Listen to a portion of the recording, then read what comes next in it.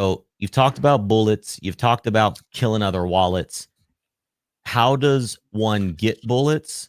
And how, like, if I wanted to come and kill Face of Powder, for example, how would I do that? Is it like I have 3,000 bullets, he has 2,500, so I kill him? Or is it RNG, or is it a random generated thing? Like, explain how someone can get bullets and how somebody can actually go about, I guess, using them to kill other wallets.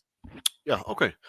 So bullets you can obtain in multiple different ways. You can buy them from the market, you can buy them from, the NFT marketplace if someone is selling them, you can open them through crates. You can actually buy them on PUSDx if you want, because they will be a real token themselves. Or you can go to the bullet factory and just buy them straight from the bullet factory. But when you buy bullets from a bullet factory, you are putting money into someone else's pocket, because whoever is owning the NFT bullet factory is literally holding the keys to the contract that is minting that token. Wow. So you are in fact the owner, or you, I should put it in a different way.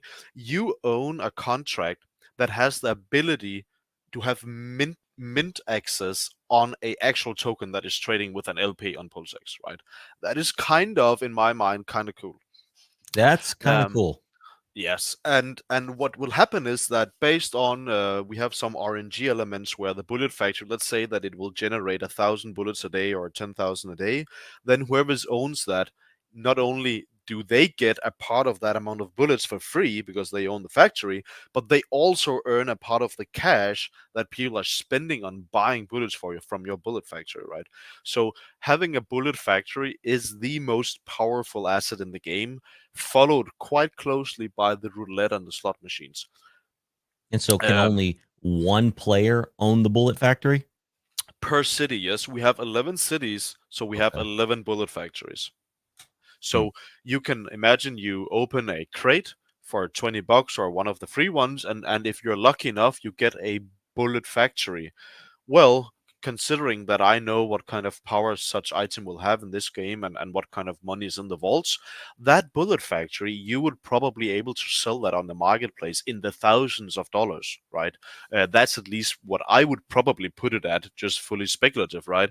Because it will be a massive factor in helping you to dominate the game through basically getting bullets and cash just basically airdropped into your wallet on a daily basis because you own that piece of item. Oh, so let's talk about that. Explain to me the process of killing a wallet or killing someone. Yeah. Okay. So killing someone is a very advanced contract that takes in probably 50 data points, right? Hmm. So when you go to someone's profile, or sorry, when you go to the dApp and there's a sub page called killing, and you go in and you fill out the username of the wallet you would like to kill, right? Now what you do is that, first of all, you need to have found that specific person with your detective agency. So that costs money to find them, right? And that's a randomizer if they find them. You can spend money on detective agency and they won't even find the person. And you cannot initiate a kill without having a confirmed location on Wow. whoever you're killing, right? Wow. But here's a little spice to that. If you have a plane, imagine you're a high ranked player that can afford a plane, Hmm. you can travel every 30 minutes. So, what will happen is that this can become this mouse and cat game where your agents or detective agency might have a confirmed location on the user, but from when you receive that, you self travel to that position.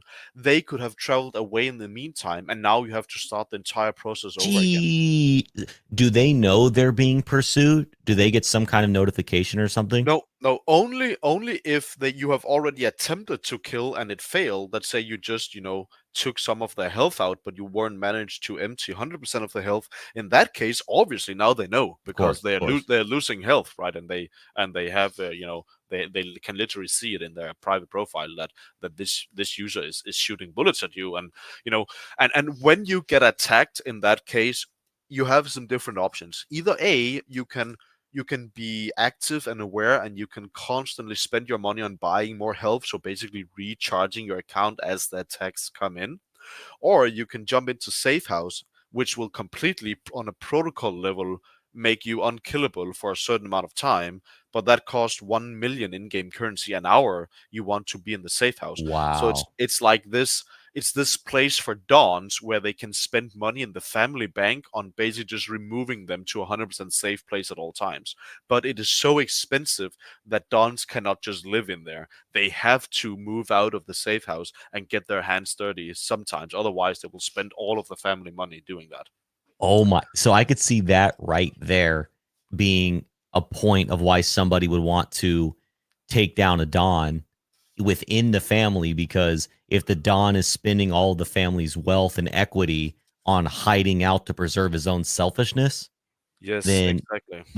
I could see him being pursued. Okay, so So okay, okay. when you have now successfully located your Mm, detectives have found someone, right? And let's say that the person is offline sleeping, so obviously they're not traveling, right? Or and they don't have any helpers. So what happens is that now you can actually you travel to the same city as where your detectives had found that account, mhm, because you can only kill an account if you're at the same exact location, because mhm, obviously you cannot kill someone if you're in Las Vegas and they're in Palermo, right? mhm. So now you travel to the same city, and then the next things that are certain requirements for you to kill is that you can only shoot down. Let me just remind myself here. I'm opening the wiki. You can only shoot down, I think it is 5 ranks, and you can only shoot up 3 ranks. So basically, Oh, if you are, interesting. yeah, Okay. if you are a very high ranked player, you cannot spend all of your day killing accounts that were created 24 hours ago, like a bully. You can't do that. you this this balance is kind of forcing people to at least target someone that's within reasonable size of yourself, right? So 5 down and +3. And the reason why we cap it to the upside is because if you're attacking someone who is more than +3 in the rank of yourself, it is literally just suicide anyways. So it wouldn't really make sense to do. Or could it be possible where somebody comes in with the bot with bots and just says, "Hey, I'm gonna attack Capone here with 1,000 different profiles, so he can't escape." Maybe, or would it Yes, not? yeah. That is also a good point, because in that case you would have to rank up so you're within 3 of him, and that would in itself take a lot of effort for whoever who wants to attack with 1,000 profiles. But with that said, when you attack someone, a victim or any account has something we call the backfire setting. The backfire setting is an automated procedure that basically safeguards you in case you're on vacation or you are sleeping or eating or whatever, right? So if I decide to attack you with 1,000 bullets, imagine you could have a backfire setting that says I will return the same amount of bullets if I have them in my account. Mm, Number one. Number two, I will double the amount of bullets I'm getting attacked. So you would actually backfire 2,000 bullets to my account, right? Or you could put in a random amount between 0 and 100,000. So imagine that the random amount falls out to 100,000 bullets and you actually have that in your account. Someone who is just shooting 1 bullet at you to just poke fun or just test out how your bodyguard setup is or whatever, they might get returned with 100k bullet spree and their account is immediately deleted. You know, so there are these there are risks to everything, and there are no safeguards anywhere, right? So this backfire setting is something that you have to be really careful about when you attack other people, because if you attack the wrong one and they load it up on bullets, you will have a hard time surviving their counterattack, right? So back to the 50 data points. So when you click the button to say like confirm I want to kill this, you put in the amount of bullets you want to fire. You are in the same location. Your detectives have found it. Everything is great. mhm. Now you have to decide if you want to be anonymous or not. Do you want to leave a message to the account that you're killing? You know, so like a sleep with the fishes. You're never gonna steal from my family again. You got what you deserve. That kind of style, right? Mm, okay. And any kill can actually be anonymous, right? So we're gonna see like a lot of speculation as to who killed who, why would they do that, and you decide for yourself if you want to just be public about it or not. So let's say you check off that, and now you're ready to click the button. You click the button, you sign the transaction on chain, and now the kill contract will take in probably 50 different data points. It would look at, attacking and defending ranks. It will look at, families. It will look at how many bullets. It will look at your bodyguard setup. It will look at um, all sorts of stuff, like 50 different data points is taken in and filtered down, and then it has, I think, 4 different outcomes, right? So outcome number one is you successfully killed your enemy and survived yourself. That's the best outcome for the attacker, right? You Mhm. killed the enemy and you survived. Then you have the next one is you successfully killed your enemy, but you actually also died in their backfire. So there Wow. is a scenario of both wallet exiting the game. You know, both attacker and defender dies simultaneously. Then we have the third option is that you fail to kill your enemy and you just survived as well. Now, this third one is one of the most strategically used ones, because imagine that you want to take out a Don and you have noticed his sleeping pattern, right? You know, between this and that hour, he's not active.